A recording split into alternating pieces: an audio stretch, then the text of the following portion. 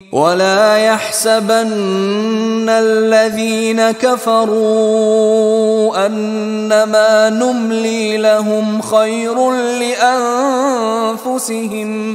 إِنَّمَا نُمْلِي لَهُمْ لِيَزْدَادُوا إِثْمًا وَلَهُمْ عَذَابٌ مُهِينٌ وَلَا يَحْسَبَنَّ الَّذِينَ كَفَرُوا أَنَّمَا نُمْلِي لَهُمْ خَيْرٌ لِأَنفُسِهِمْ، اور نہ سمجھیں یہ کافر کہ ہم جو انہیں مہلت دے رہے ہیں تو یہ ان کے لیے اچھائی کر رہے ہیں، اچھائی نہیں ہے۔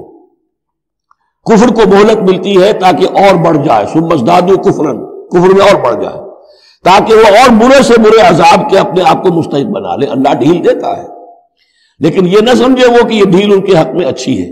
وَلَا يَحْسَبَنَّ الَّذِينَ كَفَرُوا أَنَّمَا نُمْلِي لَهُمْ خَيْرٌ لِأَنفُسِهِمْ إِنَّمَا نُمْلِي لَهُمْ لِيَزْدَادُوا إِثْمًا، یہ ہم ان کی رسی دراز کرتے ہیں، ڈھیل دیتے ہیں تاکہ اور گناہ کما لیں۔